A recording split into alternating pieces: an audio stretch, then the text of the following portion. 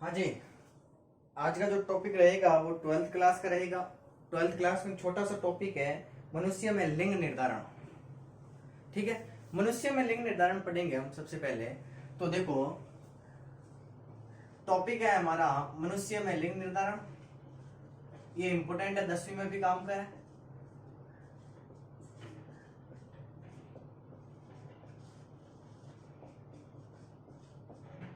लिंग निर्धारण ये तो हमारा टॉपिक है आज का। ठीक है, तो देखो सबसे पहले लिंग निर्धारण पढ़ने से पहले यानी सेक्स डिटर्मिनेशन के पहले आपको पता होना चाहिए गुणसूत्रों के बारे में, क्रोमोसोम्स के बारे में पता होना चाहिए। गुणसूत्रों को इंग्लिश में क्या कहते हैं? क्रोमोसोम्स। गुणसूत्र क्या होते हैं? तो देखो, सबसे पहले गुणसूत्रों के बारे में बताने वाले वैज्ञानिक थे स्टार्स बर्गर। कौन वैज्ञानिक थे? Stars burger. ये वैज्ञानिक है जिन्होंने सबसे पहले गुणसूत्रों के बारे में बताया था। पहना लगी सबसे पहले गुणसूत्रों के बारे में बताने वाले वैज्ञानिक कौन थे? स्टार्स बर्गर थे। ठीक है, स्टार्स बर्गर ने गुणसूत्रों के बारे में बताया था। गुणसूत्र कैसे होते हैं? तो देखो, कुछ इस प्रकार की गुणसूत्रों की संरचना होती है, आपको पता होगा, छोटी क्लासों में आपने पढ़ा होगा। कुछ इस प्रकार के गुणसूत्र होते हैं। ठीक है, ये गुणसूत्रों की भुजाएं होती है। इनको क्या कहते हैं? भुजाएं, आर्म्स होती है, भुजाएं।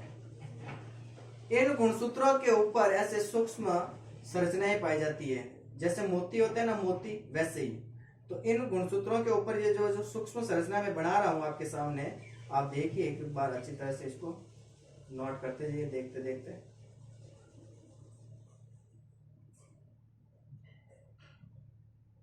देखो, एक गुणसूत्र की संरचना कुछ इस प्रकार की होती है।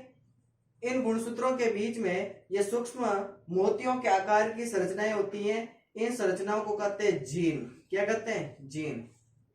जीन कहते हैं इनको। ठीक है,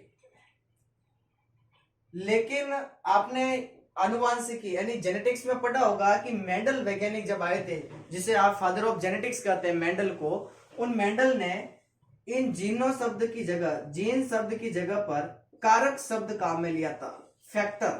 क्या शब्द काम में लिया था? कारक, फैक्टर, जिसको आप इंग्लिश में कहते हो। ठीक है, तो कारक शब्द किसने काम में लिया? मेंडल ने, जिसे फादर ऑफ जेनेटिक्स कहते हैं।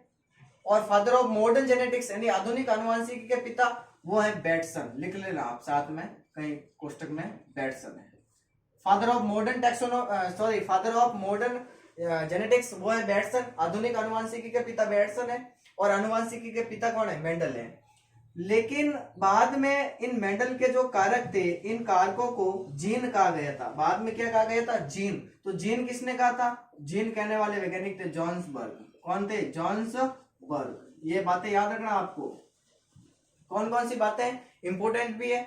सबसे पहले गुणसूत्र, गुणसूत्रों के बारे में बताने वाले वैज्ञानिक कौन थे? Stars burger. और गुणसूत्रों की संरचना कैसी होती है? तो गुणसूत्रों की संरचना कुछ इस प्रकार से होती है। ये इनकी भुजाएं होती है। ठीक है, 4 भुजाएं बनाई मैंने, 1 2 3 4 भुजाएं होती है। इन भुजाओं के ऊपर देखो आप सूक्ष्म, मैंने ऐसे डॉट डॉट बनाए, मोतियों के आकार की संरचना होती है। मोती जैसे दिखाई देते हैं वैसी संरचना होती है। इन संरचनाओं को जीन कहते हैं। ठीक है, लेकिन जीन के पहले आपने आनुवांशिकी शब्द में आनुवांशिकी में पढ़ा होगा कि मेंडल ने इन जीनों को क्या शब्द कहा था? कारक। मतलब मेंडल ने जीन शब्द की जगह पर कौन से शब्दों का प्रयोग किया था? कारक। कारक को इंग्लिश में कहते हैं फैक्टर। कारक शब्द मेंडल ने दिया। मेंडल को आनुवांशिकी का पिता कहते हैं, फादर ऑफ जेनेटिक्स कहते हैं। एक प्रश्न आता है कि आधुनिक आनुवांशिकी के पिता यानी फादर ऑफ मॉडर्न जेनेटिक्स वो है बैटसन। कौन है? बैटसन। तो इन्हीं कारकों को बाद में एक वैज्ञानिक आए थे जॉन्सबर्ग, और जॉन्सबर्ग ने इन कारकों को कहा था जीन। क्या कहा था? जीन। ठीक है, ये आपको थोड़ा पता होना चाहिए। ठीक है, अब बात करें गुणसूत्रों की, तो मनुष्य के अंदर 46 गुणसूत्र पाए जाते हैं। कितने गुणसूत्र पाए जाते हैं? मैं क्या बोल रहा हूं, सुनना। 46 गुणसूत्र पाए जाते हैं। 46 का मतलब कितनी जोड़ी? 23 जोड़ी। एक जोड़ी में कितने होते हैं? 2 होते हैं। तो 46 का आधा कर लो, कितना हो गया? 23 जोड़ी। मतलब मनुष्य के अंदर 23 जोड़ी अर्थात 46 गुणसूत्र पाए जाते हैं। एक एक बातों को ध्यान से सुनना, यहाँ पर बहुत कंफ्यूजन होता है और ये बोर्ड का फेवरेट क्वेश्चन है। तो देखो, एक बार मैं इतना रफ कर दूं पहले।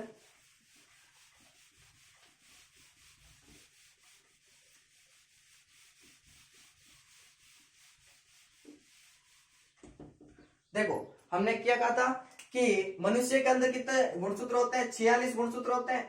जोड़ियों में कितने होते हैं? 23 जोड़ी होते हैं। अब सुनना, इन 23 जोड़ी गुणसूत्रों में से पुरुष और महिला, पुरुष प्लस महिला, मेल और फीमेल, दोनों में कितने जोड़ी गुणसूत्र समान होते हैं? 22 जोड़ी गुणसूत्र समान होते हैं, जैसे पुरुषों में वैसे ही महिलाओं में। सुनना एक एक बार कि 46 गुणसूत्र होते हैं, अर्थात संख्या में कितने जोड़ी? 23 जोड़ी होते हैं। इन 23 जोड़ी में से 22 जोड़ी गुणसूत्र पुरुष और महिलाओं में समान होते हैं। इन गुणसूत्रों को कहते हैं अलिंगी गुणसूत्र। लिंग निर्धारण में ये गुणसूत्र भाग नहीं लेते हैं, इस वजह से इनको कहते हैं अलिंगी गुणसूत्र, या इन्हीं को कहते हैं कायिक गुणसूत्र, सोमेटिक क्रोमोसोम, कायिक गुणसूत्र। समझ में आ रहा है? देखो, 22 जोड़ी लिंग निर्धारण में भाग नहीं लेते हैं, इनको अलिंगी गुणसूत्र या कायिक गुणसूत्र कहते हैं। अब देखो, 23 में से 22 चले गए, पीछे कितने जोड़ी बचे? एक जोड़ी। एक जोड़ी में से एक जोड़ी पुरुष में भी अलग होते हैं, एक जोड़ी महिला में भी अलग होते हैं। तो पुरुष में कौन सा है? एक्स वाई होता है।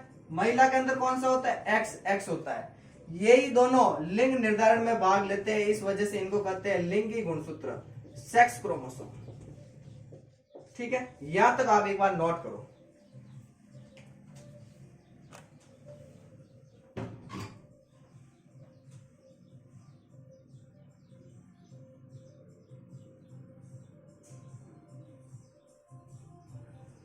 देखो, 46 गुणसूत्र होते हैं, 23 जोड़ी, 23 में से 22 जोड़ी पुरुष और महिलाओं में समान होते हैं, लिंग निर्धारण में भाग नहीं लेते हैं, इस वजह से इनको अलिंगी गुणसूत्र या कायिक गुणसूत्र कहते हैं। एक जोड़ी गुणसूत्र पुरुष में भी अलग होता है, महिलाओं में भी अलग होता है। पुरुषों में कौन सा होता है? एक्स वाई, महिलाओं में कौन सा होता है? X x. ये दोनों लिंग निर्धारण में भाग लेते हैं, इनको लिंगी गुणसूत्र कहते हैं। अब हमारा टॉपिक शुरू होगा मनुष्य में लिंग निर्धारण, क्योंकि इन बातों को पहले आप बिना समझे लिंग निर्धारण नहीं पढ़ सकते हैं। तो अब आरेख बनेगा लिंग निर्धारण का, वो आरेख बनाना है, फिर लास्ट में मैं आपको बोल के इसको नोट करवा दूंगा। ठीक है, तो देखो आरेख बना लो। आरेख में क्या है? तो देखो, एक तो है पुरुष मेल और एक है महिला फीमेल। अभी अभी हमने पढ़ा कि पुरुषों के अंदर 22 जोड़ी गुणसूत्र समान होते हैं। किसके समान होते हैं? महिलाओं के समान होते हैं। तो 22 जोड़ी दोनों में समान हो गए। एक जोड़ी अलग होता है, अलग कौन सा है? पुरुष के अंदर एक्स वाई होता है, ठीक है। महिलाओं के अंदर अलग कौन सा है? एक्स एक्स, ठीक है। अब देखो, मैं यहां पर ये जोड़ी लिखी 22 जोड़ी। अब इनको अगर मैं संख्या में लिखना चाहूं तो कितना लिखूंगा? 44 लिखूंगा, क्योंकि एक जोड़ी में कितने होते हैं? 2 होते हैं। तो मैं यहां पर 44 लिख लेता हूं ताकि आपको कंफ्यूजन नहीं रहे, ठीक है। तो 44, 45, 46 हो गए। और हमने कहा था कि मनुष्य के अंदर कितने गुणसूत्र पाए जाते हैं? 46, 44, 45, 46 हो गए, ठीक है। ये तो हो गए जनक, पेरेंट्स। अब क्या होगा कि इनके युग्मक बनेंगे, गैमेट बनेंगे। तो आपको पता है कि युग्मक हमेशा यानी गैमेट हमेशा आधे आधे होते हैं। युग्मक क्या होता है? हमेशा आधे आधे। तो 44 का आधा कितना हो गया? 22, ठीक है। प्लस एक्स और वाई, इनमें से एक एक्स अलग कर लो और एक वाई अलग लिख लो। 22 प्लस वाई। समझ में आ रहा है? कहने का मतलब सीधा सीधा है भाई, इनको तोड़ दो दो भागों में बराबर, ठीक है। युग्मक हमेशा आधे आधे होते हैं। 44 का आधा 22, 22 इस साइड में लिख लिया, 22 इस साइड में लिख लिया। एक्स वाई थे, एक के साथ एक्स लिख लिया, एक के साथ वाई लिख लिया, ठीक है। सेम प्रोसेस यहां होगा, इसमें भी युग्मक आधे आधे बनेंगे। पहले बनेगा 22 प्लस एक्स, ये भी क्या बनेगा? 22 प्लस एक्स, ठीक है। अब क्या होगा? अगर इसका निषेचन इससे हो जाए, ये शुक्राणु, पुरुषों के अंदर क्या बनता है? शुक्राणु, और महिलाओं के अंदर क्या बनता है? अंडाणु, ठीक है। अगर ये शुक्राणु इसके साथ क्रॉस करे तो क्या होगा? 22 और 22 कितना हो गए? 44। ये एक्स और ये भी एक्स कितने हो गए? 2x, 44 प्लस एक्स लिख लिया। वापस कितना हो गए? 46 हुए कि नहीं हुए? गिन लो, 44, 45, 46। अब ये वाला सेम प्रोसेस इसके साथ, ये इसमें क्या होगा? 22 और 22 हो गए 44, एक एक्स और एक एक्स कितने हो गए? 2x, ठीक है। अब इसका इसके साथ अगर हो तो क्या होगा? 44 प्लस एक्स वाई, देखो यहां पर y है यहां पर x है, जबकि इन दोनों में x x बना था पहले। अगर इसका इसके साथ हो तो भी 44 प्लस एक्स वाई। अब आपको पता होगा कि एक्स एक्स किस में होता है, महिला के अंदर होगा, तो ये क्या होगी, लड़की होगी। एक्स एक्स ये भी क्या होगी, लड़की, गर्ल्स। ये क्या होगा, लड़का, ये भी क्या होगा, लड़का। ठीक है, ये बात है, ये मनुष्य में लिंग निर्धारण कार्य है। ठीक है, अब इसको नोट करना है तो आप इसको नोट भी कर सकते हो। हेडिंग लगाओ, मैं बोलता हूं आप लिखो एक एक बात। हेडिंग लगाओ, मनुष्य में लिंग निर्धारण। ये 10th में भी काम का है, 12th में भी काम का है। तो पहले कुछ बातें पढ़ते हैं या लिख लेते हैं उनको, तो लिख लो। गुणसूत्रों की खोज स्टार्स बर्गर ने की, या गुणसूत्रों के बारे में बताने वाले कौन थे, स्टार्स बर्गर। तो आप सीधा सीधा लिख लो, गुणसूत्र की खोज स्टार्स बर्गर ने की। दूसरा पॉइंट लिखो, गुणसूत्र एक तंतुमय संरचना होती है। नेक्स्ट पॉइंट लिखो, मनुष्य के अंदर 23 जोड़ी अर्थात 46 गुणसूत्र पाए जाते हैं। नेक्स्ट पॉइंट, इन 46 गुणसूत्रों में से